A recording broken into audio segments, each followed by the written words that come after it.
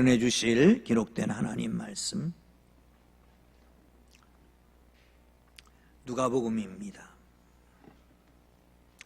2장 36절에 38절까지 말씀.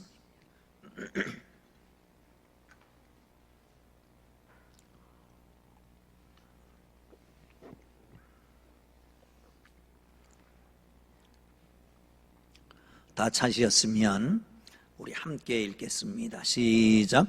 또 아셀지파 바누엘의 딸 안나라 하는 선자가 있어 나이가 매우 많았더라. 그가 결혼한 후 7해 동안 남편과 함께 살다가 과부가 되고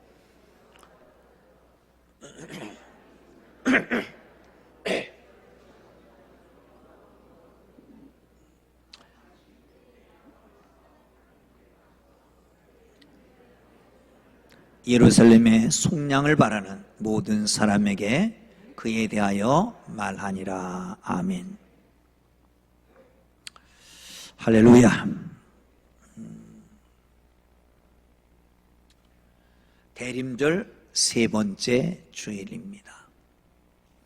지난주에 언급을 하고 왔어야 되는데 사실은 오늘 말씀을 하려고 언급을 안 했습니다. 뭐냐면 성서주일에 대한 얘기입니다. 성서주일. 집에 성경이 몇 권이나 있습니까? 성경은 얼마나 읽으셨습니까? 우리가 성서주일을 지키고 있는데 우리 통독하잖아요. 통독. 오늘이 260일째입니다. 얼만큼 읽었을까요? 성경이 전체가 1189장입니다. 1189장. 그 중에 지금 남아있는 것은 구약은 에스라 오늘 2장까지 읽었고요. 에스라, 느헤미야, 에스더, 말라기 35장 정도 남아있습니다. 신약 성경에서 빠져있는 것은 히브리서, 야고보서, 요한 1, 2, 3서, 유다서, 요한계시록까지 48장. 그러면 83장 정도가 남아있습니다. 1189장 중에 1103장을 읽은 거예요. 아이고, 수고들 하셨습니다. 자, 옆에 분 인사합니다. 수고하셨습니다. 근데 사실은 제가 수고를 더 많이 했습니다. 왜냐하면 읽어서 올리려고 그러면요, 여러분 20분 못 미쳐서 그렇게 매일같이 송달되게 되는데 20분 동안 읽는 게 아닙니다. 까딱 잘못하면, 틀리면 처음부터 다시 해야 돼요. 그러다 보면 2시간도 걸리고 3시간도 걸릴 때도 있습니다. 매일같이 2시간, 3시간 이렇게 읽어서 올린 겁니다.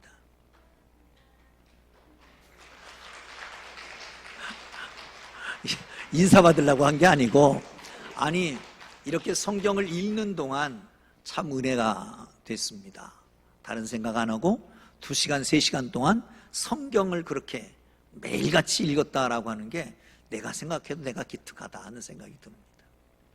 사랑하는 성도 여러분, 성서주의를 미룬 이유는 뭐냐면 한 2년 됐나요? 우리 교회 필사를 해서 교회로 가지고 오면 제본을 해드리겠습니다. 그래서 1차 제본을 해서 드렸고 2차 제본이 들어갔는데 다 나왔는데 한 분께 아직 못 나왔습니다. 한 분이 이번 주간에 나오게 돼서 다음 주에 5분 정도가 쓰셨는데 6권입니다. 성경 6권. 아주 멋지게 제본이 됐으니까 다음 주에 기대하시기를 바랍니다. 여러분, 마틴 루터가 종교개혁을 했습니다. 마틴 루터 종교개혁하기 전에 신학박사 학위를 받았는데 신학박사 학위 받을 때에 성경을 몇 번이나 읽었을까? 몇 번이나 읽었을 것 같습니까? 학자들 말에 의하면 아마도 한 번도 못 읽었을 가능성이 높다.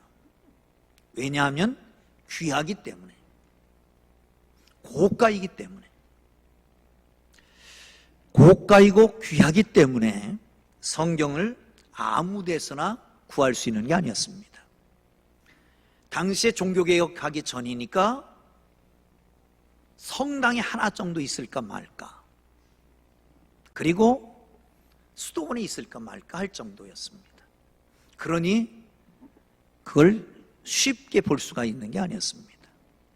가격이 천차만별이었었는데 대부분 이 성경은 파필루스나 내지는 양피지에 기록을 합니다.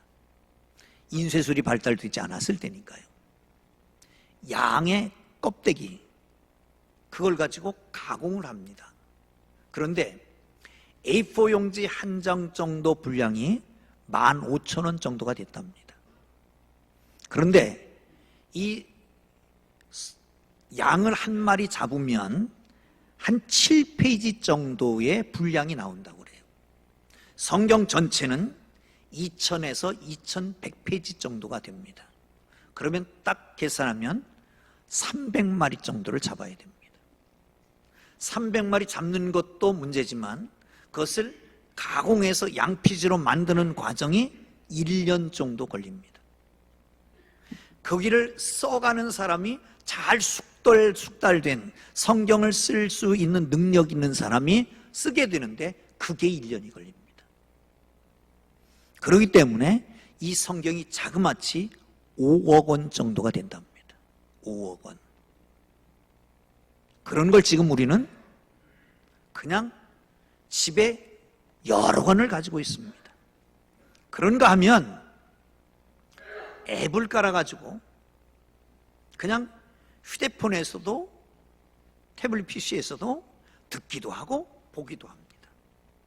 우리 교회는 좋아서 목사님의 낭낭한 소리로 어떻게 들리지 모르겠지만 아침마다 배달되는 그 택배로 받고 있습니다. 그래서 이렇게 읽어갑니다. 사랑하는 성도 여러분, 인쇄술이 발달되면서 성경이 급히 보급되면서부터 세계 각국에 성서주일이라고 하는 것이 생겼습니다. 성서주일은 대부분 나라마다 조금 차이는 있지만 12월 둘째 주일로 정해놓았습니다. 우리 교회도 우리 한국에도 마찬가지고요. 그런데 그걸 의미가 있이 정했는지는 알지 못하지만 12월 둘째 주는 대림절, 둘째 주나 셋째 주 정도가 됩니다. 그렇다면 성서주일과 대림절이 꼭 맞는 거예요. 그 중에 있습니다. 이스라엘 사람들은 성서를 받은 날, 율법을 받은 날을 기념해서 축제를 벌립니다. 그게 오순절입니다. 칠칠절이라고 그러고, 우리는 오순절 그러면 신약의 오순절만 생각해서 성령이 내린 그날만 생각하는데, 이것은 사실은 모세가 시내산에서 율법을 받은 날을 기념하는 날이거든요. 대대로 지켜왔습니다.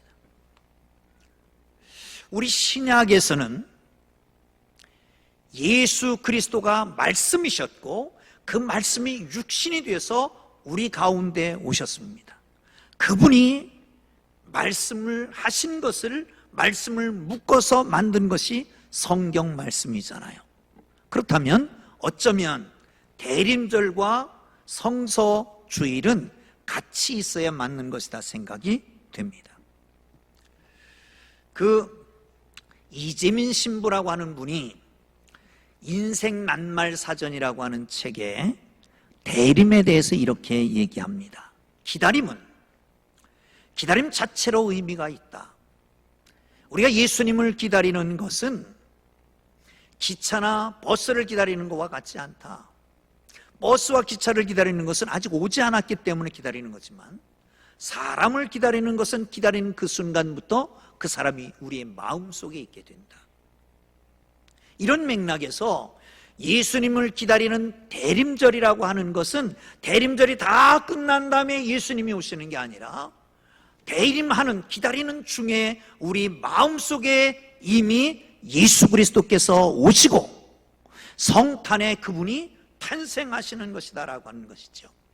우리는 대림절 세 번째 주일을 지나고 있습니다. 대림절의 주인공은 역시 그리스도 예수이십니다. 우리가 어려서부터 성탄절이 되면 성극들을 하고 그랬는데, 그때 거기 찬조하는 찬조 주연급의 사람들은 마리아, 요셉, 그리고 봉방박사, 헤롯, 목자 이런 사람들이었습니다. 우리 어렸을 때는 전혀 등장하지 않았던 사람, 지난주에 말씀드렸던 시므온이라고 하는 사람과 오늘 말씀드리려고 하는 안나라고 하는 사람입니다.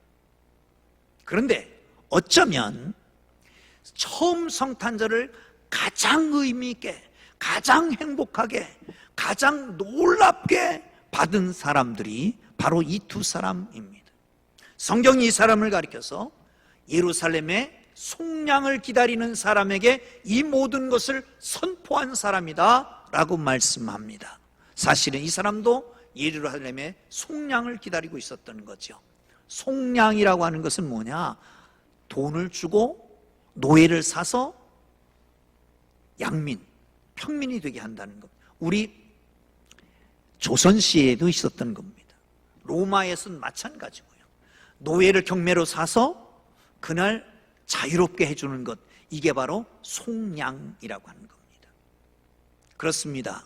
하나님께서 이 땅의 모든 백성들이 죄와 허물로 죽어 있었는데, 사단 마귀의 죄의 종이 되어 있었는데, 그 모든 종의 자리에서 깨끗하게 회복시키기 위해서, 자유롭게 하기 위해서 예수 그리스도를 하나님께서 보내셔서 속량 제물로 삼으신 것을 믿으시기를 축원합니다. 바로 우리는 그것을 기다리고 있는 거죠. 그런 어떤 사람이었을까요? 한번 보십니다. 37절입니다. 시작. 과부가 되고 84세가 되었더라. 이 사람이 성전을 떠나지 아니하고 주야로 금식하며 기도함으로 섬겼더니. 아멘.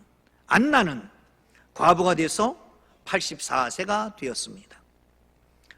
성전을 떠나지 않고 밤낮으로 기도하면서 섬겼다. 성전을 떠나지 않았다라고 하는 것입니다. 유대인은 당시에는 세계가 다 그랬겠지만 조혼 풍속이 있습니다. 일찍 결혼하는 겁니다. 아마도 14살 정도에 결혼했다고 치면 7년을 결혼 생활했습니다. 21살에 청산 과부가 되었습니다. 그런데 84세까지 60여 년 넘도록 성전을 떠나지 아니하고 주야로 기도했다라고 말씀합니다. 모든 사람은 다시 오실 메시아에 대해서 다 포기해버렸는데, 이 사람은 다시 오실 메시아, 온 세상을 속량할 그분을 기다리면서 성전을 떠나지 않았다는 겁니다. 사람들은 미쳤다고 말했을 것입니다. 교회에 미쳤다고 말했을 것입니다. 그러나 자신은 구세주이신 참 주인 되시고 참 기쁨 되시고 삶 소망 되시는 그분을 기다리고 있었던 것입니다. 이 여인의 목표는 바로 예수 그리스도였던 것이죠. 여러분, 신앙생활 하는 가운데서 가장 중요한 지식이 있습니다. 4가지 지식. 첫 번째는 만물의 근원이신 창조주 하나님을 아는 지식입니다. 할렐루야. 여러분 아십니까? 하나님이 어떤 분이시 아십니까? 창조주 만물의 근원 되시는 하나님을 알게 되기를 주의 이름으로 축원합니다. 두 번째 알아야 될 것은 나입니다. 나는 누굴까요? 나는 피조물인 나라고 하는 자신도 알아야 됩니다. 세 번째 알아야 될 것은 피조물인 나, 죄투성인 나, 허물과 죄로 죽었던 나를 하나님과 연결해 주시는 중보자 되신 예수님을 아는 지혜입니다. 마지막 4번째 알아야 될 지식은, 그러면 내가 하나님과 나 사이의 중보자 되신 예수님을 만나서 거듭났으니, 어떻게 살아야 될 것이냐, 이렇게 사는 과정 속에서 나를 인도하고 복 주시고 힘 주시고 그렇게 살도록 능력을 주시는 성령의 능력을 알아야 됩니다. 할렐루야, 할렐루야. 그런데 중요한 것은 이 네 가지가 하나에 집중하고 있다는 거예요. 하나에. 여러분, 출애굽했던 이스라엘 백성들은 성막에 집중해서 살았습니다. 성막이 움직이면 같이 움직이고 성막이 서면 그곳에 진을 쳤습니다. 성막 중심의 생활을 했습니다. 가나안 땅에 입성했습니다. 유대인들은 다윗을 통해서 계시를 받고 솔로몬을 통해서 성전을 건축합니다. 바벨론에 포로되어 갔습니다. 성전이 없어졌습니다. 그러나 회당 중심으로 생활을 합니다. 이스라엘 백성들은 다분히, 하나님의 백성은 다분히 하나님 중심 백성이었습니다. 그래서 눈을 들어 하늘을 바라봅니다. 하나님을 바라봅니다. 그리고 땅에서는 성전을 바라보고 성전 중심으로 살아가는 사람들이었습니다. 예루살렘 성은 높은 곳에 위치해 있습니다. 그리고 그 높은 곳에, 가장 높은 곳에 성전을 지었습니다.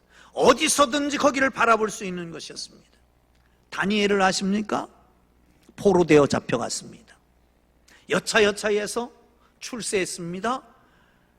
총리 대신이 됐습니다. 본인은 총리 대신이 되어서 좋을지 모르지만 기득권을 가지고 있었던 사람들은 시기의 대상이 됐습니다. 어떻게 하면 끌어내릴까, 어떻게 하면 저를 처단할까 고민하고 있다가 묘안을 짜냈습니다. 저 사람들, 다니엘은 정사에 대해서는 흠잡을 게 없이 정말 똑부러진 사람이다. 그렇다면 하나님과의 관계 속에서 흠을 잡아야 되겠다. 아, 그렇지. 다니엘은 날마다 집에 올라가서 하루에 3번씩 기도하고 있다라고 하는 걸 캐치하고 왕에게 찾아갔습니다. 왕이요, 이 땅엔 왕이 최고입니다. 왕한테만 경배하고 제사하고 예배 드려야 되는데, 경배해야 되는데, 그런데 왕 말고 다른 신이나 다른 사람에게 경배하고 절하는 사람이 있으면 지휘 고하를 막론하고 한 달만 기한을 주고, 그리고 처단합시다. 사자굴에 던집시다. 자기가 우쭐해지니까 그냥 도장을 꽝 찍은 거예요. 그런데 음모인 것도 모르고 다니엘은 이 사실을 알고서도 집에 돌아가서 예루살렘 쪽을 창문을 열어놓고 기도하기 시작합니다. 여러분, 예루살렘 쪽이라고 하는 것은 자기 나라를 그리워하는 게 아니라 성전을 그리워하고 거기서 기도하고 있는 것이죠. 성전 중심의 사람이었습니다.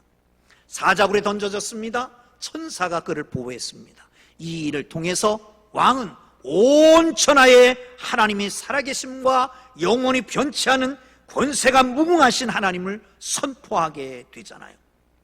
사랑하는 성도 여러분, 하나님의 사람은 성전 중심의 사람입니다. 하나님이 머무시는 곳, 하나님의 영광이 가득한 곳, 하나님의 이름이 있는 곳, 하나님이 지은 성전, 주님도 말씀하시기를 내 아버지 집이라고 그랬는데 성전 중심으로 살아가기를 주의 이름으로 축원합니다. 아멘. 아멘. 다윗은 성전을 지으려고 하는 간절한 마음이 있었지만 짓지 못했어요. 솔로몬이 짓고 하나님 앞에 기도합니다. 이렇게 말이죠. 열왕기상 8장 29절 한번 보시죠.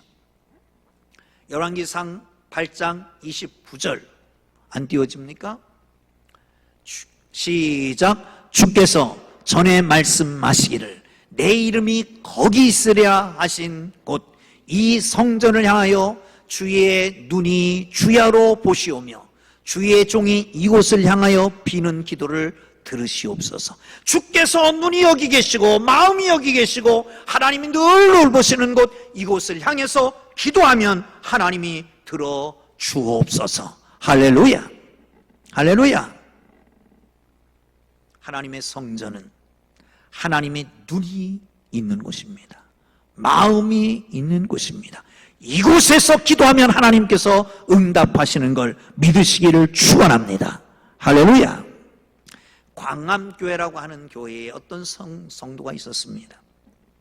눈이 오나 비가 오나 교회당에 가서 언제나 기도했습니다.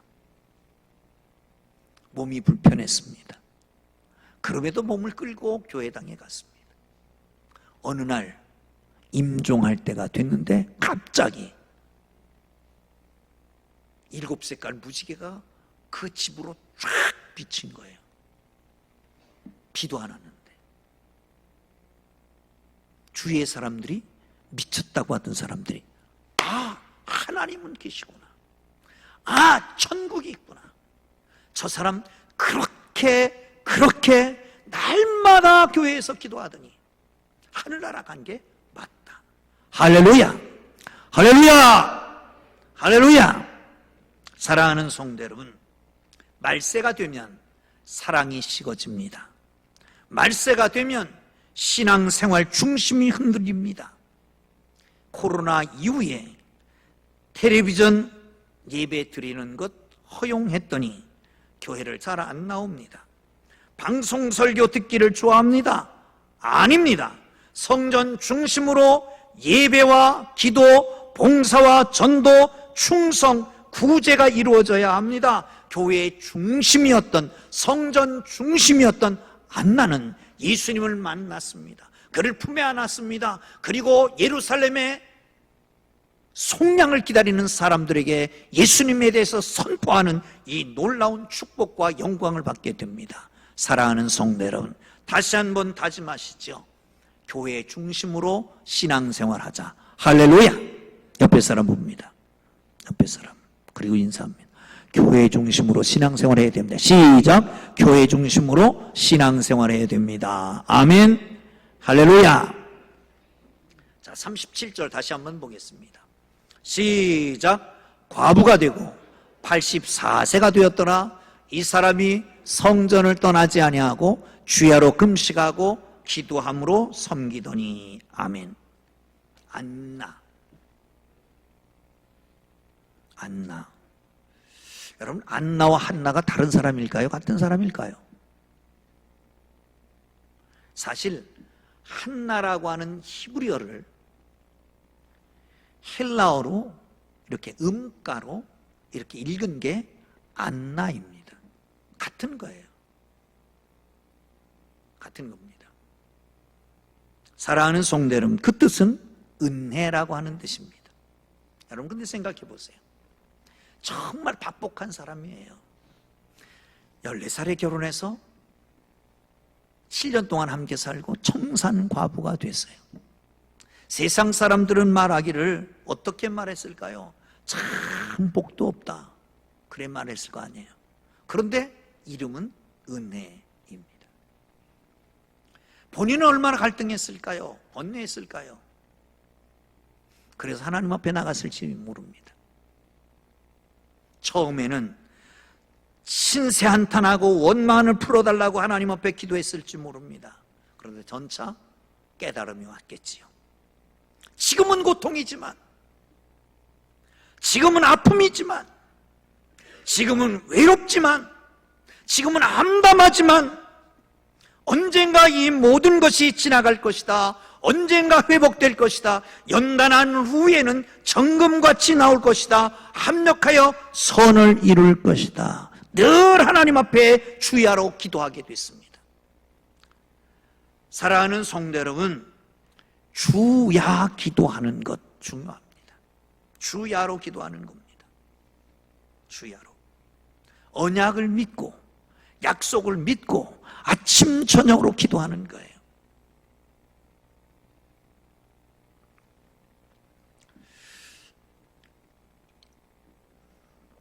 그리스도인이, 상인이 터키의 아르메니아 지역에 장사를 하러 갑니다.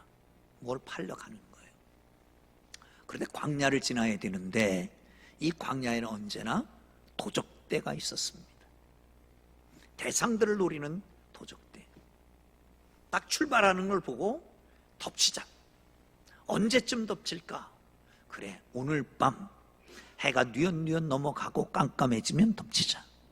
그리고 첫째 날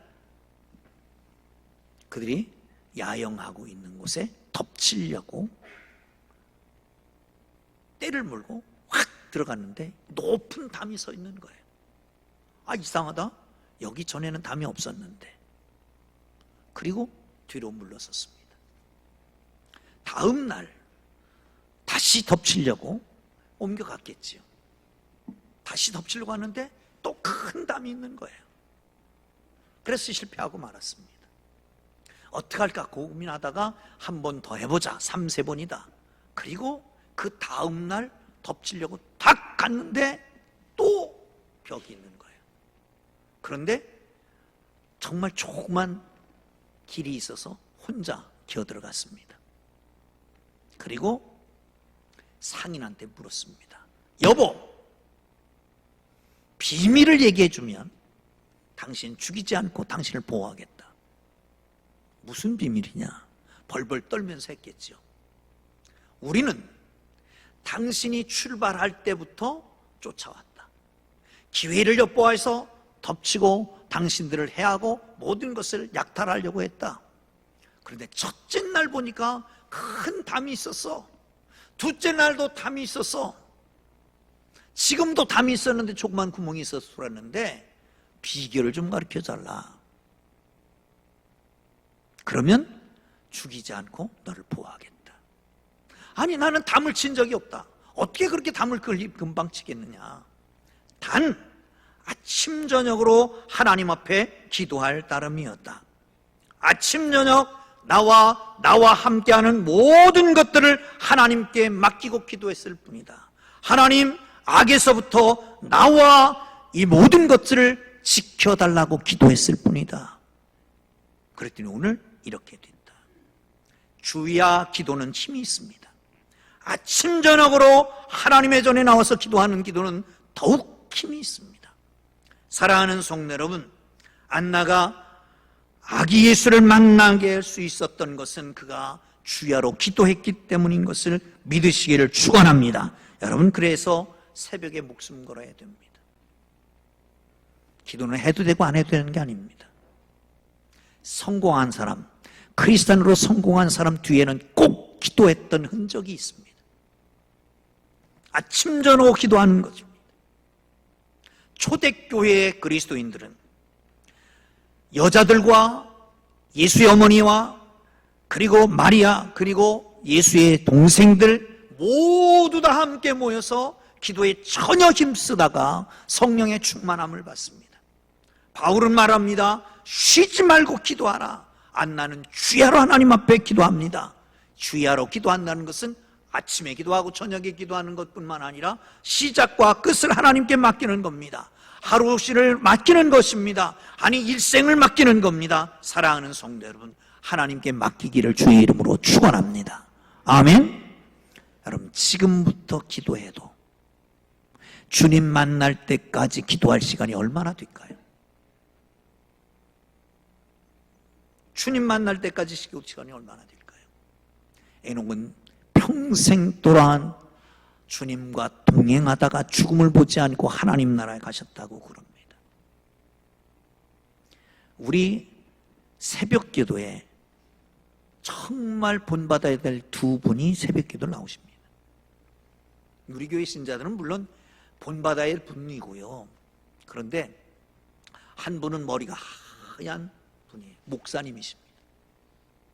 성경을 많이 읽으신 분입니다. 은퇴하면서 하나님과 약속을 하셨답니다. 어느 곳에 가든지 성전에서 새벽 기도를 하겠습니다. 두 번째는 성경을 읽겠습니다. 성경이 2000독이 넘어가셨습니다. 매일 한 번씩 읽으신다고 그럽니다. 그분이 새벽 기도에 오십니다. 또 한 분은 광주 분입니다. 아니, 광주? 맞습니까? 네? 대구. 아유, 이 호남이 헷갈리네. 호남 영남이 헷갈리네. 대구 큰 장로교회의 선임 장로님이신데 화요일부터 오십니다. 왜? 본교회 예배 드리고 그리고 월요일 날 오셔서 화요일 새벽부터 나오시는데 금요일 저녁 예배까지 드리고 다시 본교회로 가십니다. 이쪽 아파트에 공사하시는 분이랍니다. 그분들을 볼 때마다 죄송하기도 하고 감사하기도 하고 본받아야 되겠다는 생각도 듭니다. 한 번도 빠지는 적이 없습니다. 얼마나 기뻐하실까? 얼마나 기뻐하실까? 사랑하는 성도 여러분, 주야로 기도합시다. 그러면 주님과 가까워집니다. 주님이 축복하십니다. 필요한 것을 공급하십니다. 하나님께서 주시는 이 놀라운 은혜가 여러분 모두에게 있기를 주의 이름으로 축원합니다. 할렐루야. 마지막으로 37절 한 번 더 보죠. 시작. 과부가 되고 84세가 되었더라. 이 사람이 성전을 떠나지 아니하고 주야로 금식하며 기도함으로 섬겼더니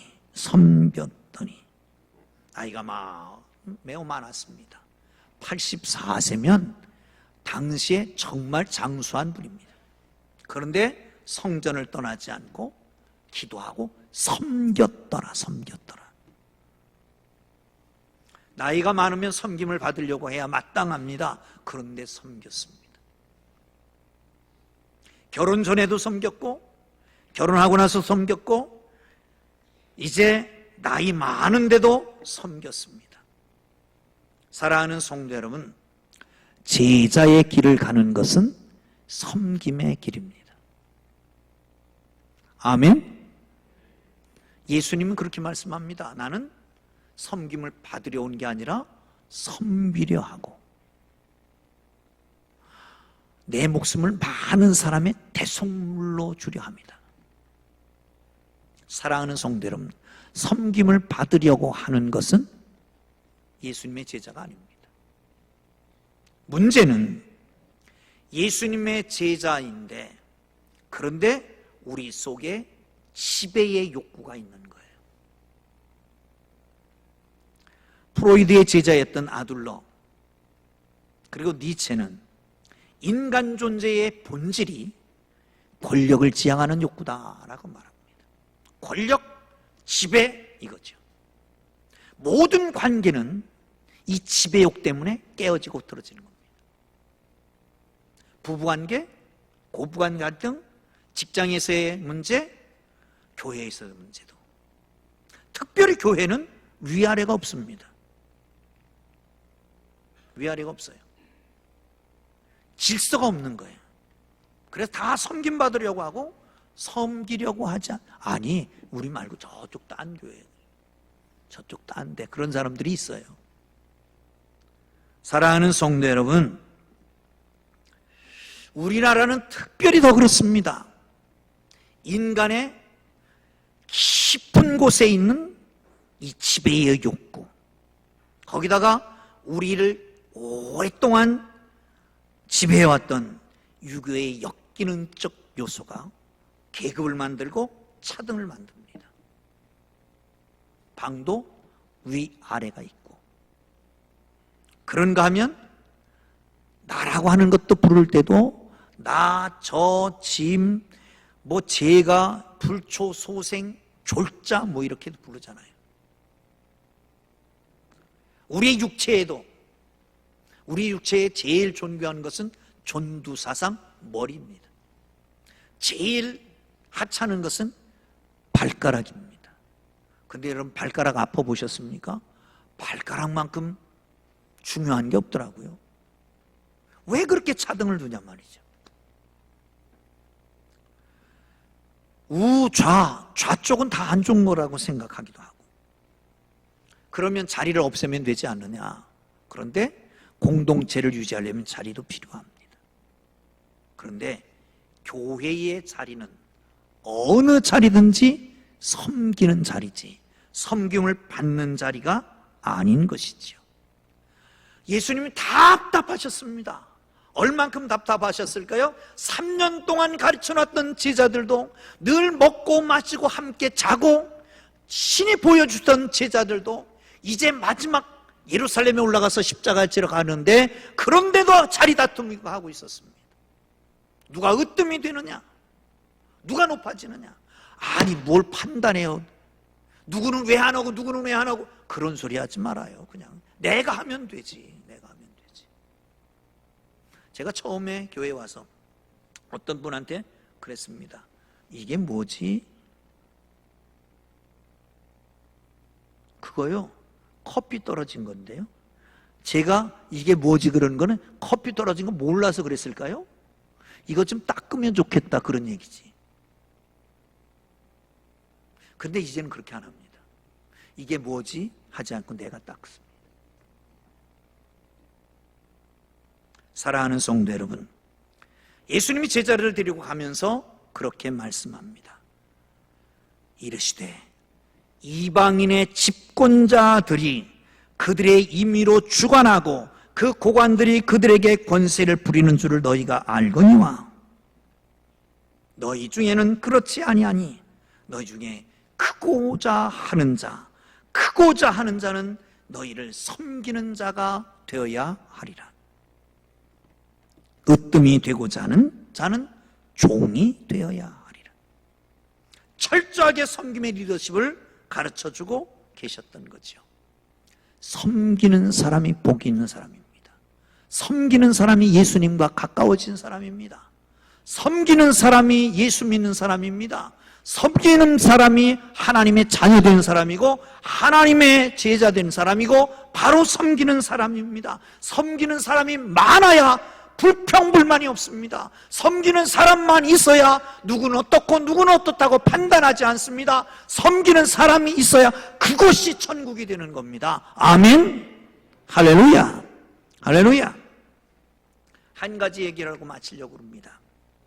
1983년 레바논의 미 해군이 주둔해 있는 곳에 폭탄 자살 테러 사건이 있었습니다. 너무 큰 사건이었습니다. 온 세상을 놀라게 했습니다. 미 해병대원 220명이 그 자리에서 죽었습니다. 많은 사람들이, 많은 군인들이 중상을 입었습니다. 그 소식을 듣고 미 해병 사령관, 당시 사성 장군이었던 폴 켈리가 베이루트로 달려왔습니다. 현장을 보고 중상을 입은 사람들에게 훈장을 수여하고 있었습니다. 정말 백전노장, 많은 전쟁을 겪었던 이 강인한 군인이 눈물이 글썽글썽하면서 한 사람 한 사람 훈장을 달아주고 있었습니다. 그런데 특별히 많이 다친 한 군인이 있었습니다. 온몸에 호스를 꽂고 보이지도 않고 말도 하지 못하는 그의 곁에 켈리 장군이 갔습니다. 손을 붙잡고 내가 해병사령관 켈리 장군이다. 눈이 보이지 않으니까 손을 올려서 어깨에 있는 별을 이렇게 만져봅니다. 그리고 뭔가를 침대에다 쓰고 있습니다. 그걸 알아챈 간호장교가 펜과 이렇게 파일을 갖다가 댔습니다. 떨리는 손으로 한 자씩 써갑니다. S, E, M, P, E, R, F, I. 그리고 손에 기운이 떨어지고 숨이 넘어가는 겁니다. 탁 떨어졌습니다. 무엇을 쓰려고 했느냐? 샘페르 피델리스라고 하는 해병대 구호를 쓰고 있는 것이었습니다. 끝까지 충성하겠습니다. 항상 충성하겠습니다. 사령관님, 내가 죽기까지 충성했습니다라고 하는 것을 쓰기 위해서 써가고 있었던 것이죠. 사랑하는 성도 여러분, 죽기까지 충성해라. 그러면 생명의 면류관을 너에게 주리라 말씀하잖아요. 아니, 내가 죽기까지가 아니라 하나님이 나를 위해서 죽기까지 사랑하셔서 예수 그리스도를 보내주신 그 대림절 있잖아요. 대림절. 그러면 여러분, 죽기를 각오한 사람이 뭐가 무섭겠습니까? 죽기를 각오한 우리가 뭐가 자존심이 상합니까? 죽기를 각오했으면 죽기까지 섬기면 되지 않겠냐 말이죠. 그게 바로 대림절을 맞이하는 교회의 자세일 것입니다. 기도하겠습니다.